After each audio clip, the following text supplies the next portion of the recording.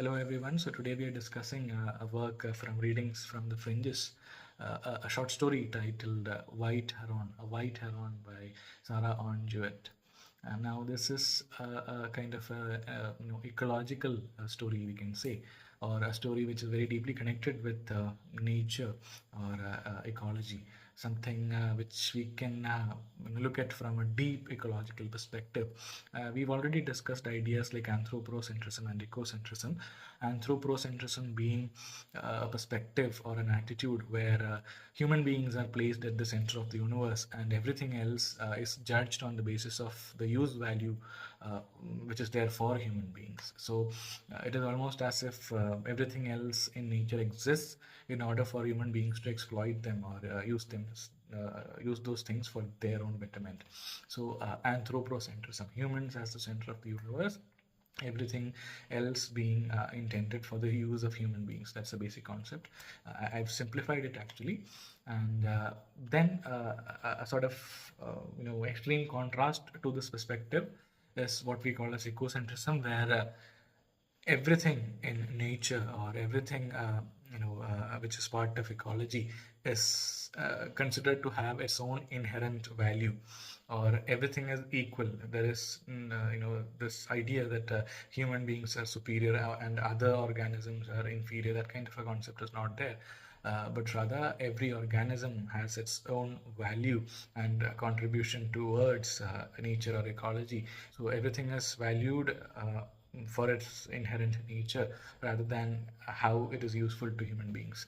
This kind of a more equal perspective is what we call as ecocentrism. Now this story, why I mentioned these concepts once again when I was referring to the story, is that the story actually shows the kind of contrast between these two concepts of anthropocentrism and ecocentrism through two characters.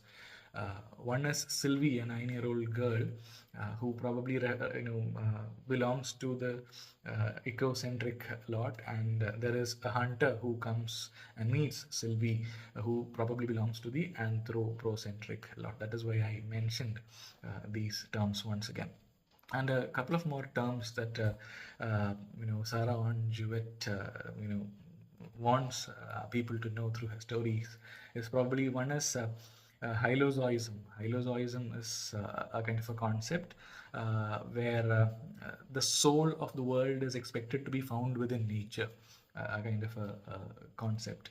And also another concept is that of regionalism, which is appreciating the regional aspects or the local aspects, the natural properties or the environmental features of specific regions, or bringing them to the forefront. A kind of a regionalism is also. These are two ideas which actually work, very well in the works of Sarah Orne Jewett. Now, this particular work, A White Heron, is one of the most appreciated and celebrated works of Sarah Orne Jewett, especially because of its inclinations towards a deep ecological perspective. It's not shallow ecology, but rather a deep ecological perspective where the inherent value of every organism is highlighted. Yes, without further ado, I'll get into the story. As I told you, the central character in the story is Sylvie, a little girl who lives with her grandmother in a village near to the forest. She was dwelling in the city with her parents. Her parents have multiple children, and Sylvie, being slightly shy and introvert, she was very timid, so she couldn't talk much to other people. So her grandmother and her parents thought that probably if she is brought to this village, which is very close to the forest, where aren't actually that many people to meet and talk to, Sylvie will be more comfortable and she will provide better company for her grandmother also. And thus, Sylvie is brought to this rural landscape. Sylvie was not at all comfortable in the cityscape, but she's very happy in this rural landscape, probably because she's in love with nature and probably all the other organisms in the forest. She finds it difficult to communicate with human beings, but the kind of affection and communication that she has with nature, the plants and the trees and all the living organisms in the forest, is actually very interesting. She finds joy in these kind of connections with the organisms in nature. And Sylvie is having the time of her life living with her grandmother, because every morning she'll set out with they have a cow whom they dearly call as Mistress Mooley, and she will take Mistress Mooley for grazing into the forest, and probably spent the entire day in the forest playing around the trees, and drinking water from the river, and talking to the birds and animals. She loved spending time in the forest, and they'll come back only in the evening. And whenever she goes to take Mistress Molly back, this Mistress Molly, who's very naughty, actually always plays a game with Sylvie. What she tries is she tries to hide behind some kind of a thicket or a tree, and she has a bell which is tied onto her neck. So she stands very still so that this bell does not make any sound, and Sylvie cannot find Mistress Mooley, the cow. And this game happens every day, so the grandmother also knows that if Sylvie is actually late, it could be because Mistress Mooley is playing a game with Sylvie. And this sort of continues, and she's living a very peaceful and comfortable life under the protection of nature. But one day when they were slightly later than usual, and Mistress Molly and Sylvie were walking back home, suddenly she feels the presence of someone else in the forest. And it is this anxiety about the presence of somebody else is actually elevated by a repeated whistling. So she's never heard this kind of a whistling anywhere. So it is actually a hunter who had come to hunt, and they while Sylvie and Mr. Smoley walk back home. They meet this hunter, and the hunter, they're actually very scared, but the hunter quickly introduces himself and tries to befriend, Sylvie, saying that I'm a hunter, a kind of a bird collector, we could say. He hunts down birds, kills them, and stuffs them. He's a kind of a bird collector and a kind of a researcher who works on birds. So Sylvie is actually very, upset, and also in a way she doesn't understand why would somebody he says that he loves birds. The hunter says that he loves birds, and that's why he stuffs them. So if you love something, do you kill them and stuff them? Sylvie's actually got this kind of a question.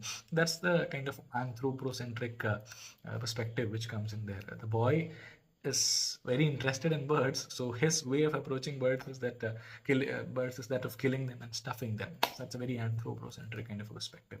So the hunter is actually looking for a place to stay that night, and he follows Sylvie. Sylvie is very scared that the grandmother might be angry, but what happens is that the grandmother is not really that angry. She actually welcomes the hunter and allows him to stay in their place, probably because she is reminded of her son Dan, who was also a hunter, who was also very curious about animals and birds. And he's allowed to spend the evening there, spend the night there. And in the evening, they all sit together on the veranda and they talk. And the hunter tells his stories and what he does. And Mrs. Tilly, the grandmother, Mrs. Tilly also talks about Dan and his heroic deeds as a hunter. And in between this conversation, the hunter actually reveals that he's in search of a very rare bird, a white heron. He's searching for that bird so that he could hunt it down and probably stuff that also. So grandmother says that probably Sylvie must have seen it, because Sylvie knows every single bird in the forest. So the hunter is very curious to know whether Sylvie has actually seen the bird.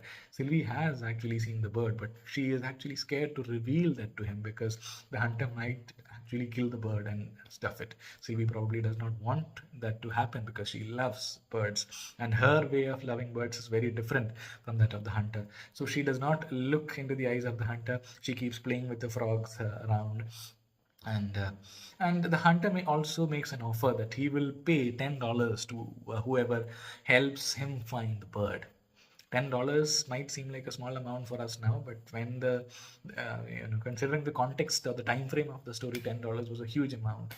That night, Sylvie and the grandmother could not stop thinking about what all things could be done with $10. Yes, and but even then, Sylvie was not actually willing to let go of her love for nature, and she was not willing to, say anything about the white heron. And the next day, Sylvie actually follows the hunter, and it is actually one of the only male persons that Sylvie has actually spent time with. So Sylvie actually develops a kind of a crush, a slightly romantic inclination towards this hunter, and the hunter also gives her a small knife, and they have really good conversations, and Sylvie gradually starts liking the hunter. She's of course a child, and developing this kind of a liking at that age might be very normal.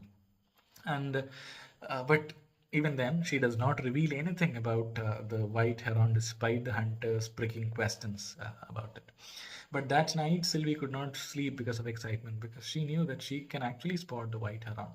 And if she does give information about the white heron, probably they'll get the money, of course, but more than that, because she has a certain kind of liking towards this hunter, she probably thinks that maybe she should help the hunter. And the next morning, Sylvie has a plan. She gets up before everybody gets up, early in the morning itself, and she goes to the highest tree in the forest. She knows that if she climbs on top of that tree and sits there, she can see every tree, beneath that tree, and she can definitely spot the nest of the white heron from the top of the tree. And for a child, the climbing that tree is not going to be an easy task. So early in the morning, ignoring the birds and the squirrels which are on the trees, she climbs. Even her thighs hurt, and there are, she's been scratched everywhere. Her clothes are so shabby and tattered, but she kept climbing up and up so that she could find the nest of the white heron. And when she reaches up, it is actually a very intriguing sight. It is not just the trees that she could see. She could even see the ships which are there in the ocean from that tree, because it was that tall a tree. And as expected, she could also spot the nest of the white heron. The white heron was elegantly sitting in its nest, and to her intrigue, once again the white heron spreads its wings and flies and comes and sits near a branch where Sylvie was sitting. Sylvie was so much, she was completely aghast at the sight of the white heron, and she descends the tree, and everybody's searching for Sylvie. She's been missing since morning. And when she reaches back home, everybody sees that she's very shabby, and her clothes seem very, tattered. So everybody's asking, and even the hunter has some kind of a, apprehension that she might have actually spotted the white heron. And they ask her, and the hunter asks her about the white heron. And do you think that Sylvie will reveal the whereabouts of the white heron? So she actually did not. She did not. Years later, we see Sylvie still thinking about what if she had revealed about the white heron. Will she have gained the affection of the boy? Will she have gained that money? Would things have been better? But now she hadn't revealed the secret of the white heron, and she was still alone in the forest. Alone in the sense, the only friends that she has is probably the animals and the plants and all.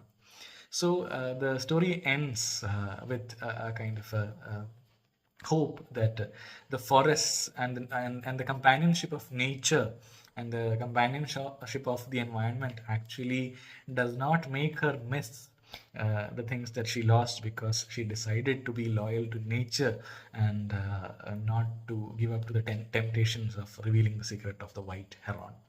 So she decided to probably, stand for nature or stand for other organisms, rather than, giving up her ideals for the sake of the affection of somebody or money. So that's the story of little Sylvie's story. Yes, I think that's an interesting story. It kind of tries to communicate this perspective of ecocentrism or deep ecology, and it's a very innocent kind of a story, a very touching kind of a story. So I urge all of you to read it, and when you read it, of course, you can keep these ideas like ecocentrism and anthropocentrism and uh, hylozoism and regionalism in mind, which will help you read this story from a more critical perspective. So, with that, I think I'll conclude for the time being. I'll see you in the next class. Thank you.